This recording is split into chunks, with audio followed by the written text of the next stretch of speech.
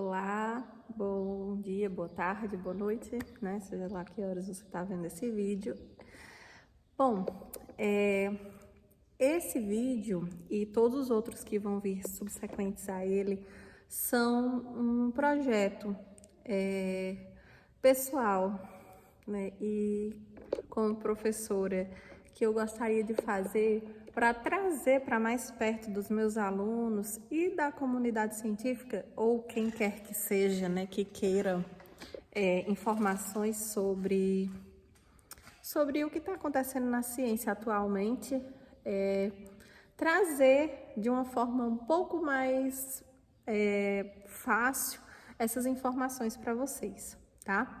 Então, aqui nós vamos ter várias discussões sobre trabalhos científicos recentes, né, que foram feitos em revistas importantes como a Nature, a Science, a Zootaxa, quando nós formos falar especificamente de zoologia, e outras revistas também. E posteriormente eu pretendo trazer trabalhos relacionados à nossa região, tá? A região do Cariri, no Ceará, Brasil, né? Então, para começar, eu gostaria de falar um pouquinho para vocês sobre um trabalho que saiu na última revista Science, tá? Que fala sobre um assunto que é extremamente atual, mas fala desse assunto de uma forma bem prática, né? Trazendo esse assunto para a nossa realidade com ciência, tá? Então, o título do trabalho é Human Population Boom May Have Doomed Madagascar's Giant Animals. Então, o que ele fala? Que ele infere nesse artigo que o boom o aumento da população humana causou, talvez, né, condenou os grandes animais que viviam em Madagascar. Ora, nós sabemos que Madagascar é uma ilha que tem uma fauna muito específica, né, de animais que em sua maioria são endêmicos daquele local, então são animais que não são encontrados em outros ambientes. Então, são animais que até hoje, né, nós temos conhecimento da importância desses animais do ponto de vista da biodiversidade que nós conhecemos hoje, né, inclusive por terem grupos que só ocorrem lá, né? Como, por exemplo, os lêmures, né? Que são um grupo de primatas que a gente só tem lá, tá? Então, o que é que esse estudo trouxe para a gente de interessante? Justamente, eles fizeram uma análise de quando as populações humanas chegaram em Madagascar, né? Quando as populações humanas chegaram, já havia, claro, essa fauna estabelecida em Madagascar e tinha dentro dessa fauna grandes animais, né? Como, por exemplo, as aves elefantes, que a gente conhece já a história dessas aves elefantes, são aves que eram muito grandes, não tinham mais asas, não possuíam asas, e que são parentes das emas, dos emus,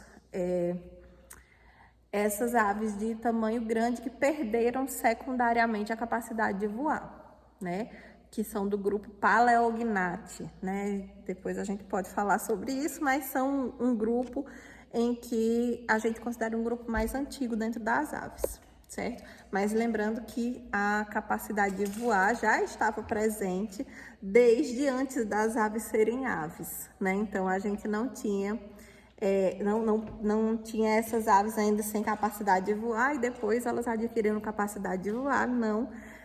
A perda da capacidade do voo é secundária no caso dessas aves Palaeognathae, tá? Mas voltando aqui para o nosso artigo,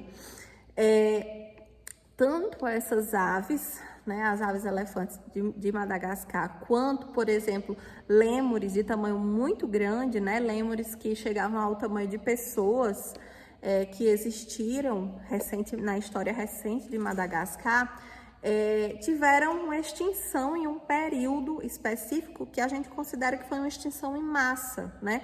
Porque foi uma extinção de muitas espécies em um período muito curto de tempo, certo? E aí, esses pesquisadores, eles fizeram uma comparação da época que essas aves e esses lêmures, por exemplo, desapareceram, coincidir com a época que houve uma grande explosão de população humana nessa mesma ilha, né? Então, essa extinção pode ter a ver, né? Essa era a grande pergunta do trabalho. Essa extinção tem a ver com o aumento da população humana ou não, né? Se tem, como é que eles fizeram esse estudo? Como é que eles conseguiram fazer essa análise, né? Então, eles fizeram esses estudos, gente, um grupo tanto de arqueólogos quanto de biólogos, né? E esse estudo, que foi um estudo multidisciplinar, ele analisou tanto geneticamente as populações humanas de Madagascar, para saber quem eram essas populações, para poder conseguir saber quando elas migraram para Madagascar, né? Então, por essas inferências é que se teria como comparar a época da extinção dessas espécies e a época do aumento populacional humano nessas áreas. Então, eles fizeram esses estudos e descobriram, né, que a maior parte dessas populações, elas foram analisadas geneticamente, as populações de 257 vilarejos que existem na ilha de Madagascar hoje, né? Coletando tanto amostras genéticas, isso é bem interessante, porque é um estudo multidisciplinar, traz algumas perspectivas que nós biólogos não temos a princípio, né? Então, a gente tem tanto uma análise genética, quanto uma análise cultural, né? Então, eles também recolheram dados de música, linguística, enfim, da sociedade, né? Dados sociais, e eles descobriram com isso que essas populações que hoje formam a população atual que vive em Madagascar é muito aparentada com os Bantu, né, os falantes de Bantu, né, que estão no leste da África, né, e também as populações de Bornéu, no sudoeste da Ásia, né. Então, eles conseguiram analisar e ver que essas populações são muito proximamente aparentadas, né? E a partir disso foi que eles conseguiram inferir a época em que essas populações chegaram em Madagascar, né? Então, eles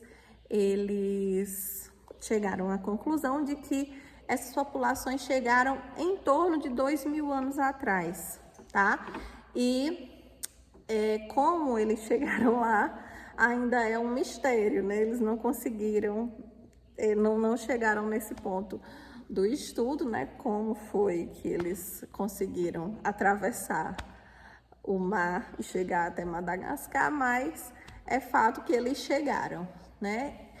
E por volta de 1.000 anos atrás, esse grupo, ele se estabeleceu de uma forma muito melhor e maior, né, em Madagascar.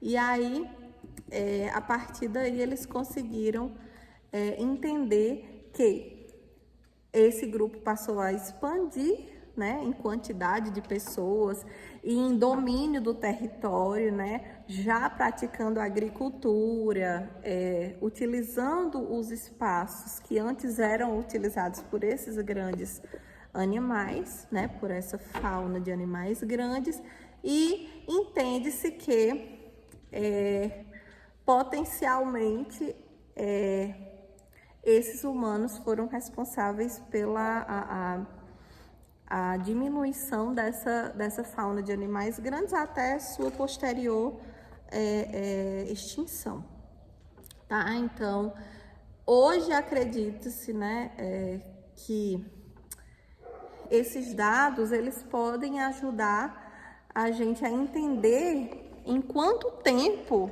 né, após os seres humanos chegarem e modificarem um ambiente, assim como foi feito lá em Madagascar, as espécies podem desaparecer, né? Elas têm uma tolerância ali de suportar determinados impactos até certo ponto, né? E em especial animais grandes, né? Aves e mamíferos, no caso das aves elefante e dos lêmures, tem uma sensibilidade muito maior com relação a isso, porque animais grandes normalmente precisam de ambientes grandes para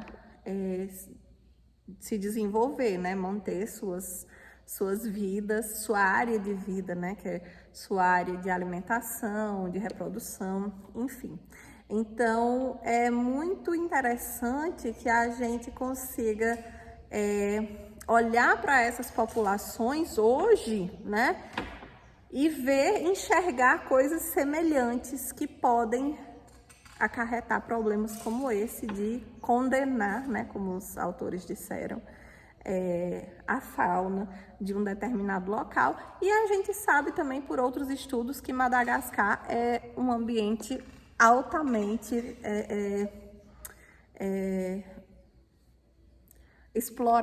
super explorado, né? Então as florestas de Madagascar são super exploradas, estão sendo derrubadas, assim como no Brasil, até hoje, né? Mas o que a gente vê sendo tratado nesse artigo é que já no passado, antes das mudanças climáticas, antes de tantas outras, antes da Revolução Industrial, inclusive, antes de tantos outros problemas que os seres humanos trouxeram para a Terra, nós já tivemos problemas, né? Então, imagina o quanto esses problemas podem ser maiores no nosso futuro, né? Então, eu acho que essa talvez seja a discussão mais interessante desse artigo.